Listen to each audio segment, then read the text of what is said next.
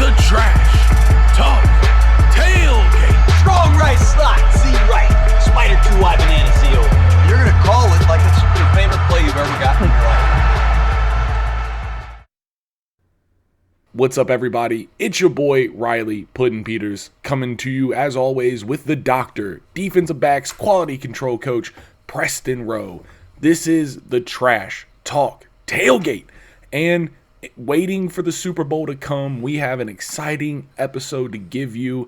This episode, we're going to break down the NFL coaching carousel. That's right.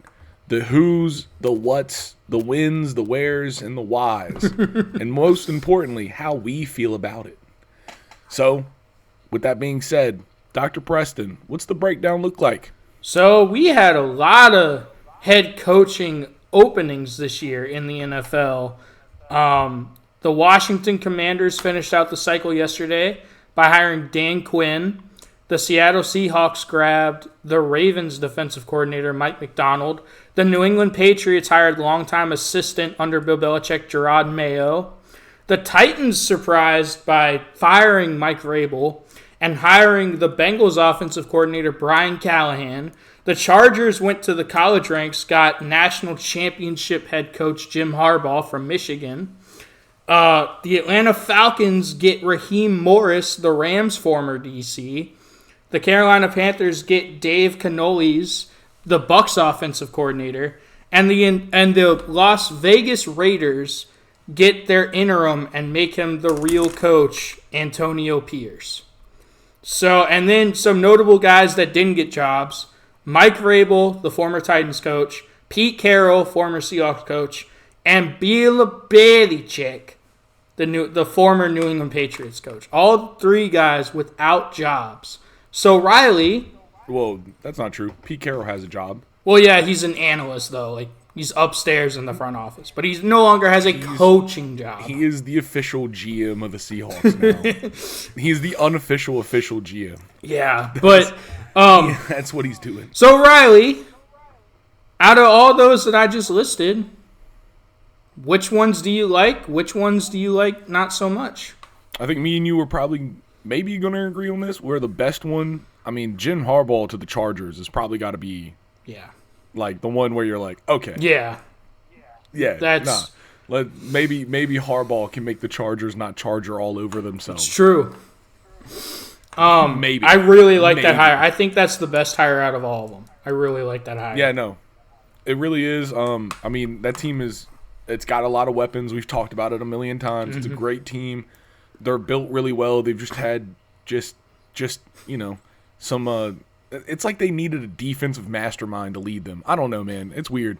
But now they have Jim Harbaugh, fresh off of a national championship, like you said, all the momentum in the world. And, he even has a chance to go get his show pony from the draft if he really wants it. I think he's in a great position out there in LA. I agree. The one thing I'll say about the Chargers, and I've talked about this before, I feel like they may have missed their window because a lot of their superstars are aging. Keenan Allen's old.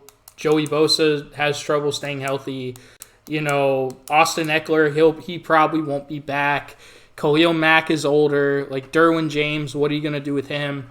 Mike Williams, he might be let go. Like, I feel like they maybe missed their window. Like, if they would have gotten Jim Harbaugh 3 or 4 years ago, I feel like they would have a Lombardi in the trophy case right now. But I feel like this might be more of a rebuild than people think it will. But I think for the long term, this is the best coaching hire of this cycle. Oh yeah, for sure. Honestly, I think the reason why it's such a good pick is I think Jim Harbaugh is kind of one of the perfect people for a rebuild like this because they got a lot of pieces. I mean, everyone that you just named, they're older, but they're still names. Yeah, and they could still get, you could trade package a lot of those guys for draft picks or younger talent. Mm-hmm. And I think Jim Harbaugh is definitely the kind of guy that could do that. Yep. All right, moving on from that one. I mean, I was really hoping that the Commanders would go out after, Ben Johnson decided that he was going to stay after he did not earn the honor of being a head coach. He would stay. I was hoping that we would go and get that the Ravens defensive coordinator, Mike McDonald. Yeah, I think he's a great pickup. I mean, I'm excited to see what he does as a head coach too. I think that's one where you're just like, okay, like that's a guy that's proven himself. He's finally getting a shot to be the big cheese. But Riley, as the Commanders fan on this show, tell me how you really feel about this Dan Quinn hire. It's such a Washington move to go get steal someone from Dallas. Yeah. Listen, with that being said, the best part of the Cowboys has been their defense. That's true. Theoretically, we just went and got their best coach. Like if you look at how they play. Yep. Also, according to all the rumors, he's bringing his pass rush coordinator with him to be the DC. Is he bringing Micah Parsons, though? That's the question. Even if he doesn't, it's not like we don't have, a weapon or two and amazing draft picks to get him a weapon as well. He's not bringing the man, but we've got some swords sitting around that he could maybe sharpen. We also got all the iron in the world to make a new one. Truly, this is the first time since, I think, 2012 we've had a pick in every round of the draft. Since the RG3 debacle? Yeah, literally. We're still trying to make up from that. Oh, yeah. Anyways. I'm not going to say that. That's mean. That's really mean. No, it's true. No, it's just after everything that, it's unfortunate the way RG3 worked out, but even if he worked out fine, truly, we'd kind of still be recovering from it draft-wise. You guys are still recovering from Sean Taylor getting shot and killed. Ooh, that's true. It is true. They still can't give him a proper mannequin. God, dude. You weren't a fan of the Dick's Sporting Goods mannequin? Anyways, fucking Dan Quinn. It's not the worst option, for sure. I was getting real worried. The jokes that we were making about Brandon Staley were about to come true. I was getting real worried. So, honestly, the fact that it wasn't him, I'm still saying that Mike Vrabel is the one that I wanted. Yep, I agree. And he's one of those, like you said, he doesn't have a job right now, and all the jobs are kind of filled. So it's, he's one where it's interesting to see what's going to happen and, why nothing happened. But, time's only going to tell what's up with that. But, Dan Quinn, it can't be worse than where we were. Now, the funny thing with Dan Quinn being hired is that the Cowboys are looking at Riverboat Ron to go be their DC. Yep. According to the NFL rumors, which is fucking hilarious. Yeah. Just a coach swap. You think it's an okay hire? You're not crazy about it? It's one of those where it's historically, anytime we've gone and stolen something from the Cowboys, they've actually worked out pretty well for us, at least in the beginning. So, with that being said, with the script that's usually written from this, I at least got to give him a year. But he isn't the person that I wanted, and it kind of irks me that the person that I wanted is still out there and available. But with that being said, he is not the worst option we could have taken. So, you know what? I'll just be thankful for that and see how he works out. Okay, I'll give you that. I have a different opinion. Would you like to hear it, Riley? Yeah. Sure, man. I think that this just reeks of same old Commanders. Same old Redskins, same old Washington football team, whatever. Josh Harris comes in, the new owner. #trust the process. Whenever you're a new owner, you want to try to sell your fans on hope and belief. And things are really going to be different. We're gonna be competent. We're not gonna fuck this up. And you had Ben Johnson, you had Bill Belichick out there, you had Mike Vrabel out there, and honestly, it just seems like you're going from one Ron Rivera to another Ron Rivera, because Ron Rivera went to that one Super Bowl with the Panthers, and then he kind of fell off. Dan Quinn went to the one Super Bowl with the Falcons, and then he kind of fell off. He blew that. He was the head coach for the 28-3 blown lead. You could have had Bill Belichick, the guy who came back and won that Super Bowl. But you chose the head coach who blew that Super Bowl. You know what I mean? We all know the reason why Belichick didn't end up with a position is because he's not just a coach. Yeah, no. And everyone's scared of GM Belichick. So you know Josh Harris and like the new ownership group that just got control, they're not gonna bring Belichick in. No, that's true. But still, then, you could. Like I said, I'm upset that we didn't get Vrabel. But out of all the other pieces that were out there, I get it though. I definitely get it. Because here's the thing: you've got the number 2 overall pick, which that's great, but you're not a quarterback away. You have to build a roster, and this has been my argument for a long time. And you go out, you're presumably going to draft a quarterback number 2, most likely Drake May, or potentially Jaden Daniels. I think that's a mistake in itself, but that's a topic for another day. I do. No, I mean we both agree that we don't need a quarterback. No. I just hope we fucking do some shit that makes everyone else go, what'd they do that for? I don't know, man. Let's go get the top offensive tackle in the fucking draft. Well, no. If you're going to do that, you should trade down. And here's the other thing. So I mean, a lot of people are projecting the top one to go at like the 4 spot. So yeah. You could get more draft capital from a trade down to help build out your roster. Because let's be real, you guys have Deron Payne, you guys have Scary Terry, and Emmanuel Forbes, who's your rookie corner. I don't know really how he played last year. But, y'all don't have a roster of known commodities. A lot of people don't know. We're a young team. Very young team. Yeah, and so you have to continue to build the roster. But here's the thing. If you do draft a quarterback, which we both disagree with the notion of drafting a quarterback, but it seems like that's what they're going to do. If you draft a quarterback, wouldn't you want to pair him with a young offensive mind, like a Ben Johnson, to really help him thrive with schemes? And, I mean, dude, and you keep bringing up Ben Johnson like he's not the one that took himself out of the thing. Though. I know. It's not like the Commanders fumbled him. Like, he was like, nah, I want to stay because I fucked up. Yeah. And, I think that's great. But you could have went out and you could have gotten another offensive coach. Why would you pair a young quarterback with a defensive-minded head coach who has a iffy track record? I totally agree. I'm interested to see how the offense plays out. But, yeah, the draft is that's going to be a big one. I'm excited for the draft this year, man. It's going to be a lot of shit to talk about. But let's keep moving. We spent too much time on these guys. We're in an iffy position. We got to get better. We need a lot. Yeah.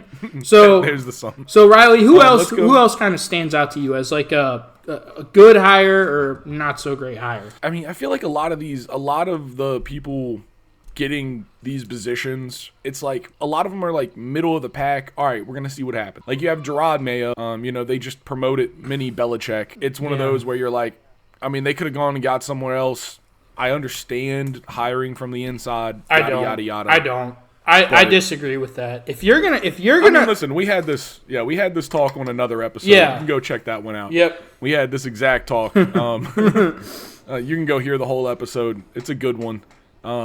There's him. I feel like that's kind of a middle of the pack move. A lot of it, I feel like a middle of the pack. I mean, Raheem Morris to the Falcons is one where you're like, okay. I mean, that's another one. That's like another coach that everybody's like, ooh, this guy could be it. Yeah. So, he's one where you're like, all right, keep an eye on that one. And the Falcons team, they seem like they are truly potentially a quarterback away because they have a lot of talent. Nah, they need a whole offensive line too. I mean, their offensive line is iffy, but you can address that in the draft, But they have Drake London. Way more than just a quarterback away. Like if Washington isn't a quarterback away, the Falcons aren't a quarterback away. Yeah, but at least my point is the Falcons actually have a lot of really good skill position guys who are young.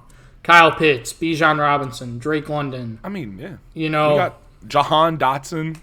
Yeah. We got Diami Brown, one of the fastest guys. Mm-hmm. I mean. Okay, I see your point. Antonio Gibson. We got not Bijan Robinson. Brian Robinson. Yeah. 2 B's and a Robinson, dude. It's hard. It is, dude. Hashtag CTE. And we were talking about the Falcons. They got mixed up. Yeah, but listen, we got a lot of skill.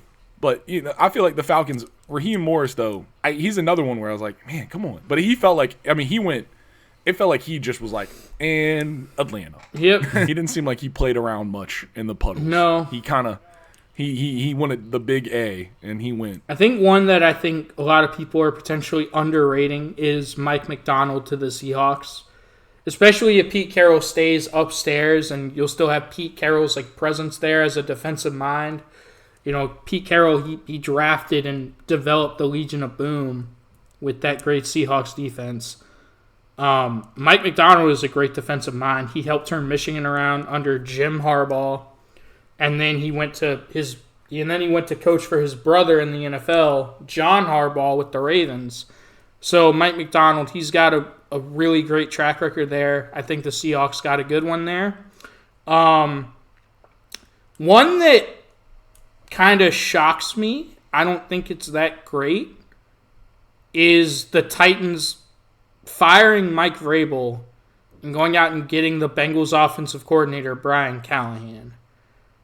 That feels like it's a real boom or bust. Because here's the thing. How much of the Bengals' success is Joe Burrow, Jamar Chase, and T. Higgins just being Joe Burrow, Jamar Chase, and T. Higgins? Yeah, dude. You see that touchdown that T. Higgins scored, dude? Yeah. You say that was drawn up on the board? The one where he reached all the way over after catching it like 2 yards behind? Yeah, like that was crazy. But like, you see what I'm saying? Like, how much of that is the offensive coordinator and how much of it is just having an elite quarterback and elite skill position guys? So I definitely agree with that. And you had a known commodity, a guy who you know is going to be a great coach every single year, Mike Vrabel, who's going to absolutely maximize even the worst NFL rosters in Mike Vrabel. Not truly, man. That's a very boom or bust hire for me. And then the other one it's the Raiders, but isn't Antonio Pierce just like the quintessential Al Davis Oakland Raider coach? I wanted to say this one. I'm glad we're kind of going to here later, but man, dude, Antonio Pierce, there's no one I feel better for getting the job that they got than Antonio Pierce. Yeah. If they would have hired anyone else, Raiders fans would have burned Allegiant Stadium. They would have. I mean, literally, he was the end of the season. You could tell that team was just different, and you could tell it was his energy, the way that he presented. The fans loved him. The team loved him. The media loved him. Everyone. He's one of those people where, whether it works out in the long run or not, hey, that's the future. Right now, he's right in front of you, and everyone loves him. Give him a chance, and I'm glad they did. Yeah, it was very un-Raiders of them. To give the right guy a chance. You had Max Crosby, their best player, saying, if we don't hire Antonio Pierce to be the full-time head coach, I might demand a trade. That means something. I'm glad that Mark Davis listened to his players, listened to what they wanted. Because, dude, when Josh McDaniels got fired and Antonio Pierce became the interim last year, you felt a real shift in that locker room. You could tell something was different. Those players, they really believed that they could win. And they went out and they put fucking 70 on Brandon Staley's, Chargers. I really like that Antonio Pierce hire. I really like that. When was the last time a Raiders head coach got sang out of the stadium in glee by their own fans? It's true. They sang to him. Yes. They sang to him at the end of a game as he was going in the tunnel. Win. Maybe John Madden. Maybe. Yeah, no. Antonio Pierce is a great one. Yeah, dude, I really like that hire. So let's just look ahead for a second, Riley, because I think we hit on a lot of the main things for this cycle. Were you kind of surprised that anyone didn't get fired who might have been on the hot seat? Going into this offseason? When the Cowboys, everyone's put their head coach's head on a spike and send it somewhere else. Yep. So I am kind of surprised that they didn't internally melt down. They just melted down on the field. Yeah, just on the field, not in the coaching room. Mm-hmm. So that one, honestly, as not surprising as that they stuck with him, is as surprising as it is because it just seems like their way. Besides that, there's no one. I guess there's no one sticking out. Is there anybody sticking out to you that's still there that shouldn't be? I think Mike McCarthy is one to. I mean, I think he's definitely on the hot seat. Going into next year. If he doesn't do something this year, he's fucked. Especially because you got Mike Vrabel and Bill Belichick sitting out there. But another one that I really thought Mike Vrabel would land here if he got fired is Nick Sirianni, the Eagles coach.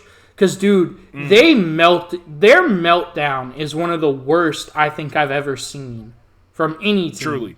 Like, dude, Yeah. they were 10-1. They wound They up. lost 5 of their last. Yeah. Yeah, they wound up as the wild card. They didn't win their division. They were 10-1 and did not win their division. And I don't know, dude. I don't know if he lost both of his coordinators to head coaching jobs to the Colts and to the Cardinals after making the Super Bowl. And, dude, I don't know if you watched the Eagles a whole lot this year, but their offense just seems stale. Like, it was either, okay, we're going to run inside zone, or we're going to throw a screen, or we're going to chuck it deep to A.J. Brown. Like, they didn't run slants. They didn't run digs or, comebacks or corners. Like, there was no variety to their play calling. There was no variety to their route running and their route, tree. And it felt like they put Jalen Hurts in a really bad position. And the reason I thought that Mike Vrabel would get this job is because Mike Vrabel did not want to trade A.J. Brown when he was still with the Titans. And the GM, who ultimately got fired, John Robinson, for this move, made that trade to trade away A.J. Brown anyway. And Mike Vrabel was pissed. So I think he would want to get reunited with a great offensive line, A.J. Brown, Jalen Hurts. Like, if Nick Sirianni would have gotten fired, I feel like Mike Vrabel would have been the perfect fit for that. Plus, Mike Vrabel is just kind of quintessential Philadelphia. He's just really tough, hard-nosed, He would be a great Philly coach. Oh, yeah. He could really take a snowball. Yeah, dude. But I was kind of thinking, I think Nick Sirianni and Mike McCarthy are going to be on the hot seat entering this year, especially with Mike Vrabel, Bill Belichick, still out there. Another one. No, for sure.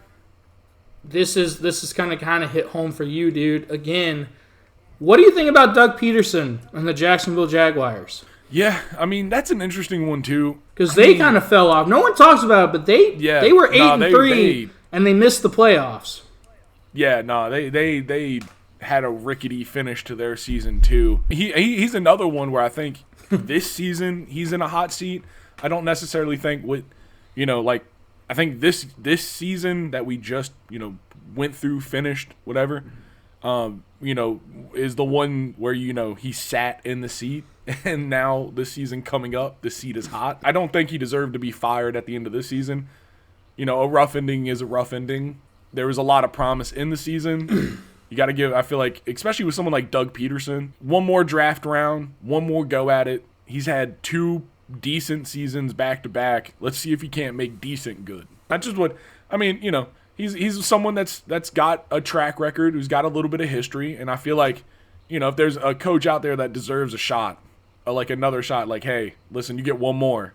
I feel like I'd give it to Doug Peterson. We will see. I mean, because, dude, you got Sunshine. You got a bunch of weapons, Christian Kirk, Calvin Ridley, Travis Etienne. Like, you shouldn't make the playoffs in that division. And it's only going to get tougher because the Texans are definitely on the rise now.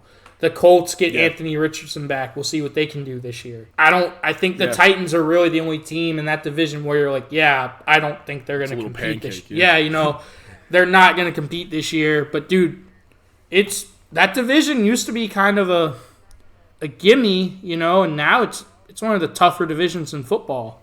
So we will see. For sure. And I think that's kind of what caught Doug Peterson at the end of the season is a super hot. Well, one, I guess. I mean, we can only assume Mike Vrabel, knowing he was going to get fired, winning his last game. Mm-hmm. I mean, we don't know that, but just the way the timeline works out, I'd be surprised if he didn't know. Okay. That's interesting. Just the way the timeline worked out. I mean, that game finished and it was like within a week that he was fired. Yeah, I mean, like just the way the timeline works out, I'd be surprised if he didn't know, or at least didn't have an idea. So, he got caught by a pissed off Mike Vrabel at the very last game.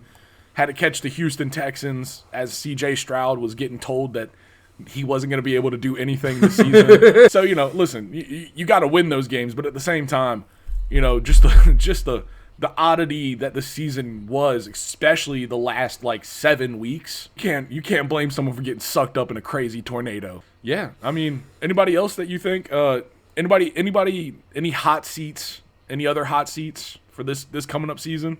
I don't have any more hot seats. Not that I can think of off the top of my head, but I just want to say one more thing. So Yeah. I think the Panthers hiring the Bucs offensive coordinator, Dave Cannolis, is significant. Not because I think the Panthers are, they traded away their future for Bryce Young. Like, they're not going to be able to compete for a while, in my opinion. But I just want to say this. With Dave Cannolis going to the Panthers, this means that Baker Mayfield will have had a new offensive coordinator every single year he's been in the league. The fact that he's had that kind of instability in a coaching staff and he's still playing really well, I think that speaks to what Baker's made of and how good of a player he really is. So, Yeah. I think that dude. Yeah, no, he gets a lot of shit. He does get a lot of He shit. really has. Dude, he's waded through the fucking mud through his career. Yeah, he has. Dude. Imagine going from Cleveland to Carolina. Like when they were dude. offloading And all you their didn't think it could assets. worse. Yeah, you didn't think it could get worse. Yeah. And you were like, fuck. I mean, but dude, And then you have to go be replacement Brady after that. yeah, and dude, I feel like that one's even sketchier because like everyone in Tampa Bay, like at least with the Carolina Panthers, like no one expected shit. that's true. Like when he went to Tampa Bay, he's now replacement Brady, and everybody still wants a fucking Super Bowl. Yeah, dude, like, and he played well. Nah, dude, they went to the playoffs. Yeah. That team wasn't supposed to do shit. No. They made it to the fucking playoffs, so you can't talk to him. No, dude. I just feel bad for Baker, man. I want to see what Baker does if he has like a little stability in a coaching staff and in a franchise. I think the Bucs are going to keep him, dude. I really do. I think he should just hire his own offensive coordinator and just bring him with them everywhere. He should be he's like, this is my offensive coordinator. If you want me a quarterback, he comes with me. That's He's awesome. like, trust me, I've fucking earned it. He's been balling. Baker was balling this year. Is there anything Yeah. else you want to add, Riley? Nah, man, I think that's about a good summary for kind of where we're at right now. I mean, obviously, listen, we got a whole off season coming up. Mm-hmm. Drafts coming up. Crazy trades are to be abound. You can only expect it at this point. And I'm excited to see how it plays out, you know. Listen, we talked about Washington. Hey, they should probably trade down Yep. and see what they could get. They won't. You know, They're you got gonna a lot fuck of it other up. teams in those positions. They won't. Yeah, dude. I mean, listen, at the same time, there's so much great talent that if we don't trade it down, I mean, even if we get a quarterback, any quarterback that we're gonna get, honestly, like, at least we should get a pretty fucking talented player. I don't know. Like, any of those top 5 quarterbacks, you can't be too upset that at least they're on our fucking roster. They're not gonna hurt us. I have a not so hot take. People will think it's a hot take, but I'll say that for another day. The best quarterback in this draft is going to be someone not drafted in the first round. Yeah, yeah. And I think you know who it is. I think I've told you who it is. Yeah, man. All right, well, Yep. this was a beautiful episode, folks. Please like, comment, subscribe. Keep sticking around. Next week, it's the Spooper Bowl. Man, great episode. But for this one, we're going to clean up and get out of here, y'all. Peace.